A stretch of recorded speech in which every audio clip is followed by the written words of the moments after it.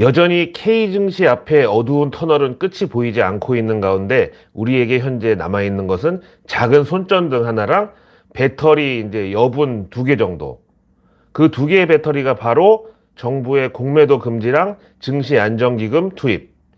근데 이것도 엄연히 근본적인 해결책이 아니고 만약에 이 여분의 배터리 2개마저 써버리면은 그때는 정말 더 절망적이고 더 패닉이 올 수 있지 않을까 생각도 됩니다.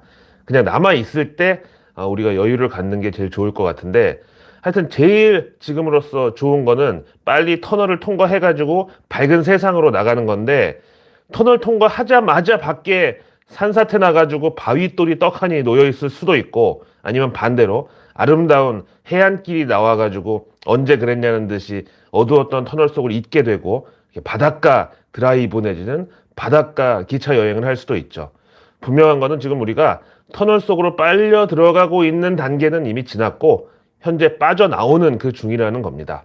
이번 주 월요일이 대체 휴일로 쉬는 날이었다 보니까 이렇게 또 주말이 빨리 다가오는 게 뭐 나쁘게 느껴지지는 않는데 투자의 관점에서는 정말 주말이 더 무섭다 요새.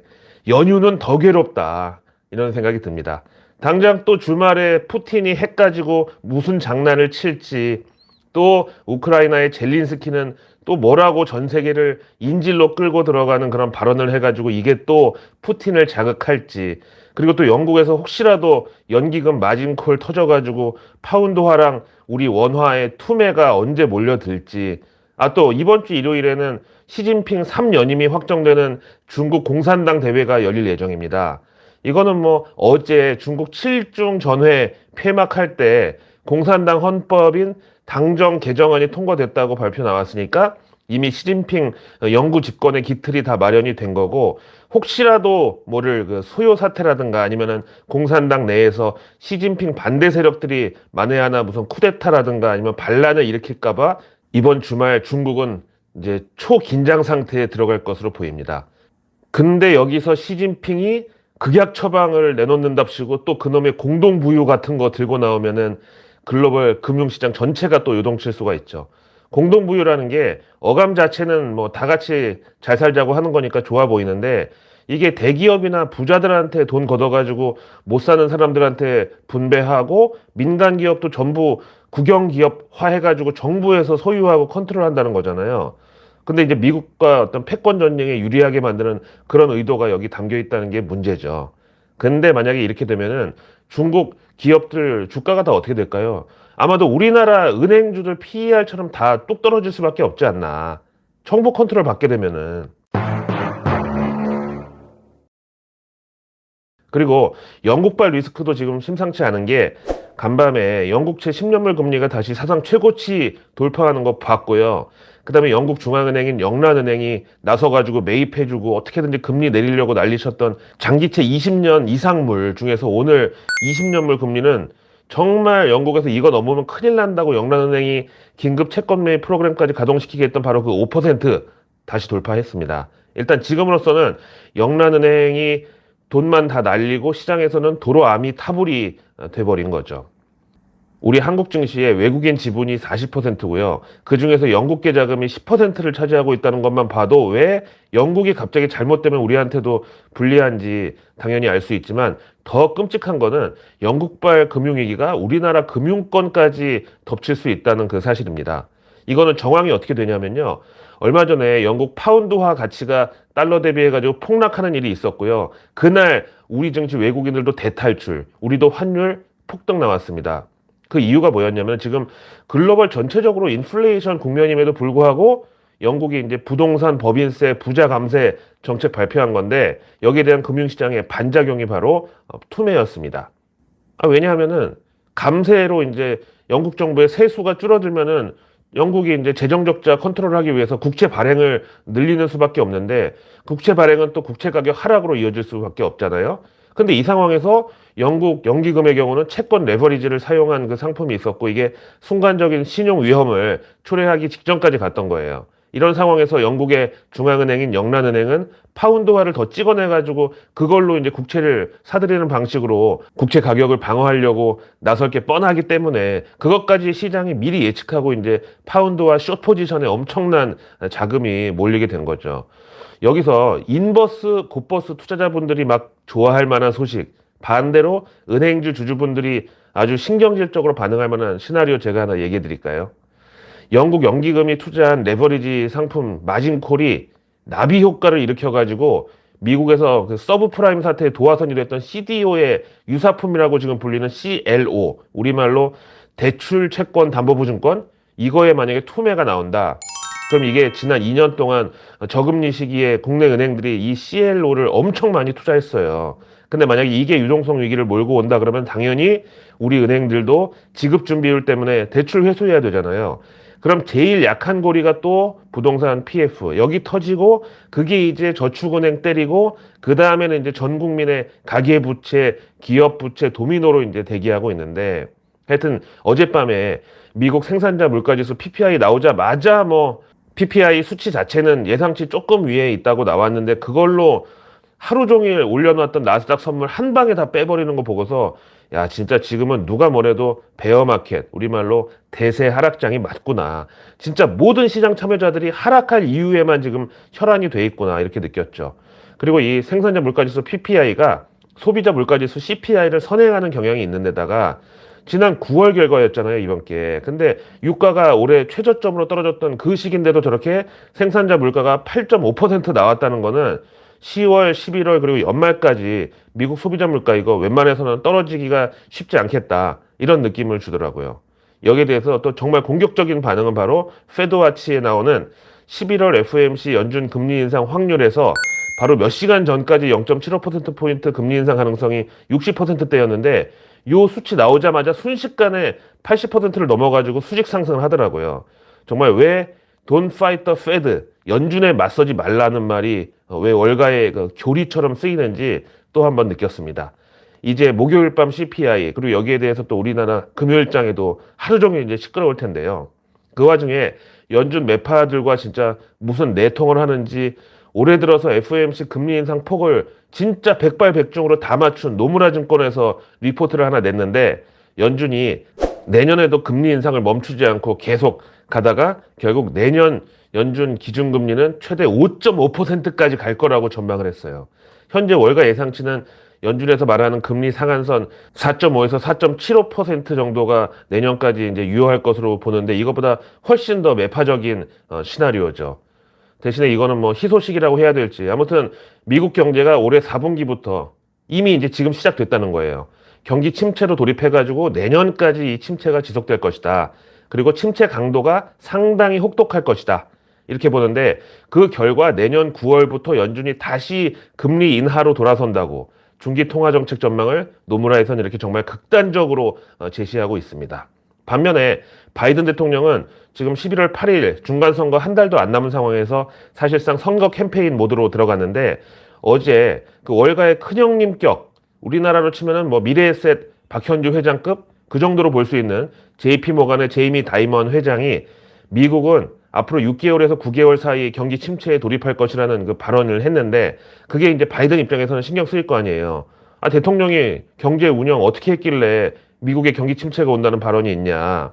그래서 여기에 대해서 바이든 대통령이 마치 들으라는 듯이 진짜 미국 대통령으로서는 이례적으로 직접 리세션, 경기 침체라는 단어를 입에 올렸는데 뭐라고 했냐면은 미국의 경기 침체가 올 일이 없어 보인다. 자기가 볼 때. 근데 만약에 혹시 온다고 해도 매우 약하게 살짝 침체가 올 수 있는 정도라고 말했습니다. 이걸 이제 연준 긴축에 더 힘을 실어주는 그런 언급이라고 느꼈던 사람들도 많았고요. 반면에 IMF 수석 경제학자 피에르 올리비에르 고린차스. 아, 여기 IMF 수석 경제학자라 그런지 이름부터가 뭔가 좀 귀족적이지 않아요? 아, 제가 갑자기 또 너무 사대주의를 드러냈는데. 하여튼 이분이 아직 최악은 오지 않았다. 내년은 분명히 고통스럽게 느껴지는 해가 될 것이라고 또 경고를 했습니다. 그러니까 IMF 수석 경제학자가 사실상 JP 모간 제이미 다이먼 회장의 경기 침체 전망에다가 손을 들어준 것이라고 또 보고 또 제이미 다이먼이 지금까지 시장은 매우 질서 있게 퇴장을 했는데 앞으로는 어느 순간 무질서해질 수 있다고 이렇게 경고한 것에 대해서 아마도 최악은 그때가 되지 않겠냐 이렇게 말한 겁니다. 어떠세요? 지금까지 제 얘기 딱 듣다 보니까 야 이거 터널 이거 웬만해서는 안 끝나겠는데? 제 또 저거 비관론으로 또 겁주는 거 특히 또 발휘하는데 이렇게 느끼실 수 있는데 저는 여기서 역발상에 나섭니다. 뭐냐면은 저는 있잖아요. 미국 연준만 빼고는 글로벌 주요 4개국 중앙은행이 올해 내로 양적 완화로 다시 전환할 것으로 봅니다. 일단 일본 이미 최장기간 양적 완화 모드에 지금 있고요. 그 다음이 중국 그리고 이번에 한번 연습 스윙 정도 한번 휘둘러 봤던 영국 영란은행도 저는 곧 양적 완화 모드로 돌입할 것으로 보고 그럼 이제 남은 유럽중앙은행 ECB 여기까지 그 뒤를 따라가지고 마지막으로 양적 완화 대열에 합류하지 않을까 싶어요. 일단 ECB는 지금 연준 따라서 자이언트 스텝 금리 인상을 해놨는데 이탈리아나 이런 데 보면은 지금 상황이 심상치가 않아요. 거기다 프랑스까지 지금 에너지 비용 때문에 대정전 일어나고 난리예요. 그래서 순서대로 보면은 ECB가 제일 마지막으로 그러면 뭐 올해가 꼭 아니더라도 내년 상반기 중에라도 다시 양적 완화 모드로 돌아설 것으로 저는 예상합니다.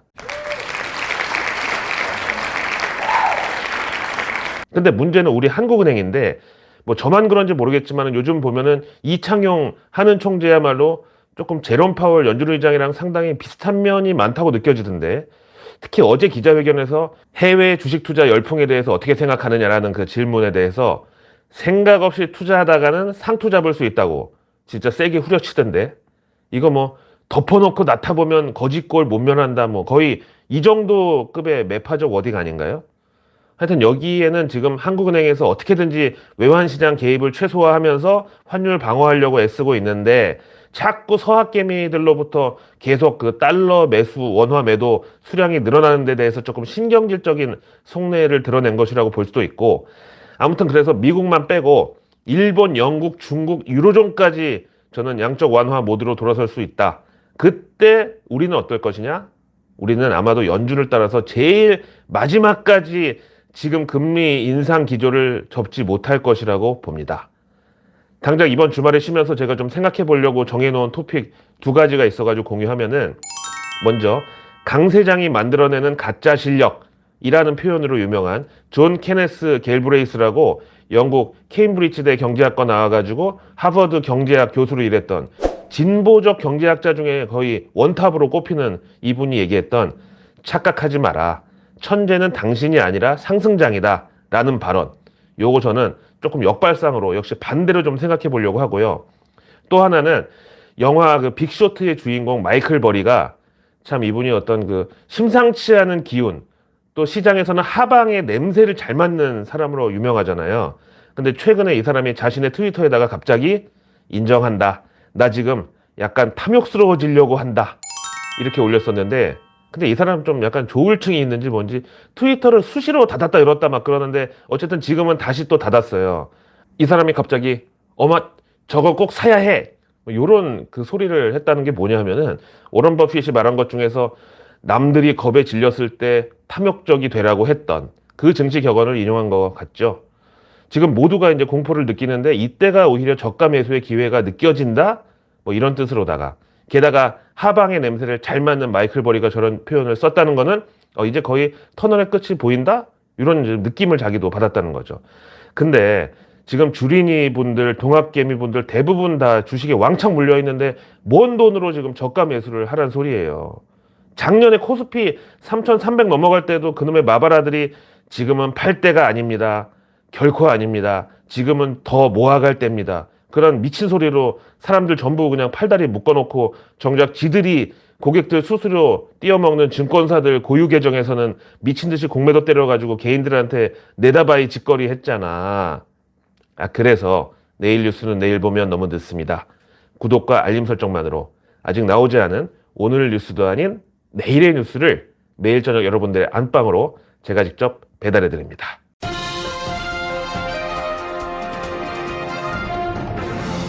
내일은 벌써 한 주의 마지막 금요일 되겠습니다. 10월 14일 금요일 먼저 정부 일정부터 보겠습니다. 매주 금요일 있는 중앙재난안전대책본부 회의, 제가 지난주 이 시기쯤 해가지고 예언을 하나 하겠다. 곧 코로나 재유행의 그 확산 가능성이 있다. 그 트리거가 이제 지난 한글날 연휴 그리고 세계 불꽃 축제일 것이다라고 했는데 이제 이때 만약에 이제 그 다시 재감염이 확산이 됐다면은 이제 막 그 확진자로 나타날 그 시기가 되긴 했죠. 게다가 올겨울에 감기약이 모자랄 것이다라는 그런 풍문도 있습니다. 왜냐면은 코로나 더하기 독감 이 두 개의 팬데믹이 만나서 트윈 데믹이 올 수 있다는 경고 때문인데요. 그리고 내일 정부에서는 비상경제차관 회의가 열리고 그리고 내일 요거 뉴스플로우에 타기 좋네요. 2022 정신건강의 날 기념식을 정부에서 개최합니다. 사실 정신분열병이나 무슨 우울증 이런 거 만약에 심해지면은 한번 사고 칠 때 그 사회적 비용이 너무나 큽니다.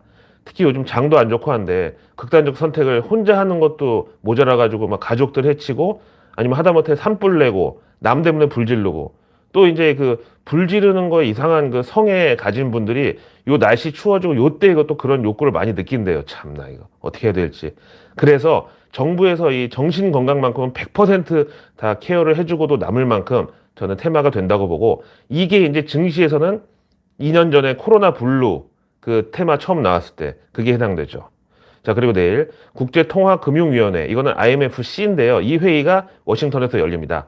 추경호 경제부총리하고 이주열 하는 총재가 G20 재무장관 회담 갔다가 바로 여기로 참석을 합니다. 제발 한미 통화 스와프 정도 나오면 어떨까요? 그러면 우리에게 손전등이 아니라 큰 횃불 하나가 마련된다고 봅니다. 그리고 내일 디지털 국정과제 연속 현장 간담회가 있습니다. 이번 윤석열 정부의 가장 큰 테마가 바로 디지털 국정과제 완수입니다. 다음 내일 규제혁신 TF 회의가 열리는데 제가 총리실 TV의 진행자인 거 다들 아실 텐데요. 여기서도 규제 혁신을 최대 프라이어리로 꼽고 있습니다.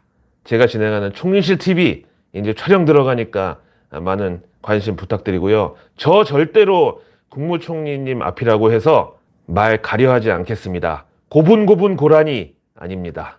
야생 고라니의 활약을 잘 봐주세요. 그리고 내일 정부는 공연예술계 관련 간담회를 진행합니다.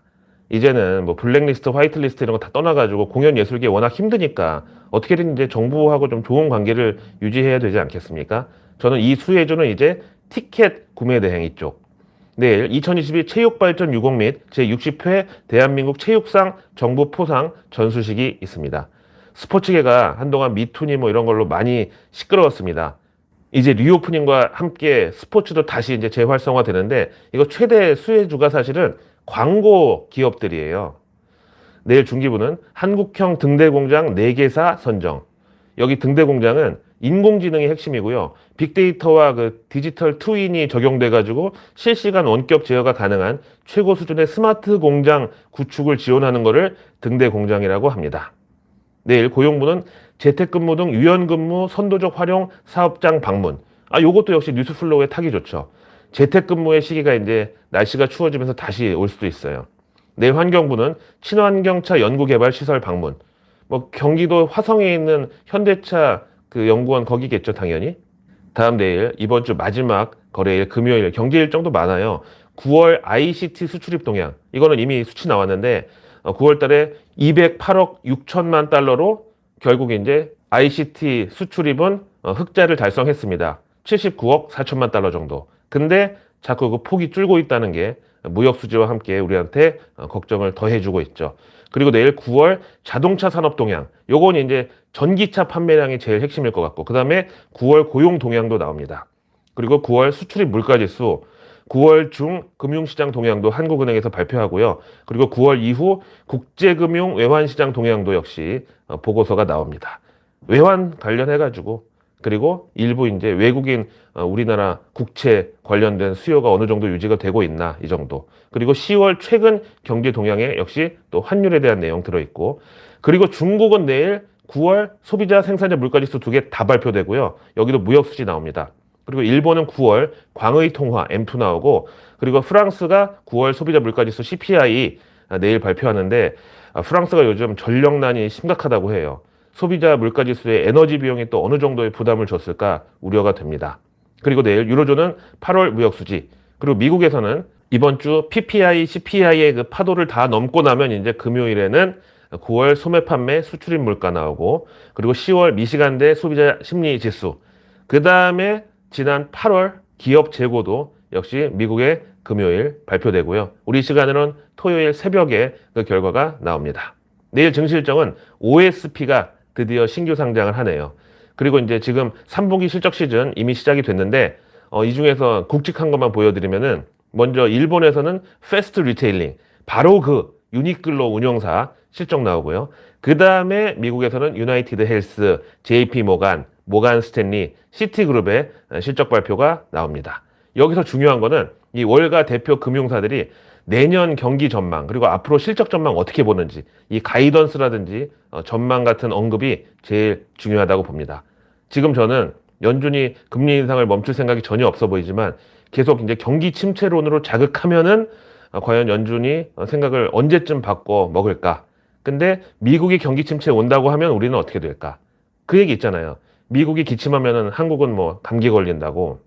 근데 그것도 조금 수정돼야 되는 게, 예전에는 우리나라 무역 상대국 1위가 미국이었지만 이제는 중국이거든요. 근데 또 중국은 일요일 날 당장 시진핑 영구 집권을 발표하면서 또 긴장 상태에 들어간다고 하고, 그러면 시진핑이 쓸 수 있는 카드는 다 어쨌든 반시장적인 그런 카드들 뿐이잖아요. 뭐 제로 코로나, 뭐 락다운 봉쇄령이라든가, 앞에 얘기한 공동부유라든가. 하여튼 그래서 저는 이렇게 걱정이 많을 때 오히려 기회가 있지 않나라는 차원에서 앞에 말씀드린 두 가지 토픽에 대해서 주말 내내 고민을 좀 해보고요. 그러다가도 어느 순간 상위 1% 정보 취급자들만 독점하는 정보가 제 눈에 들어왔다. 그럼 바로 영상 켜고 돌아오겠습니다. 고맙습니다.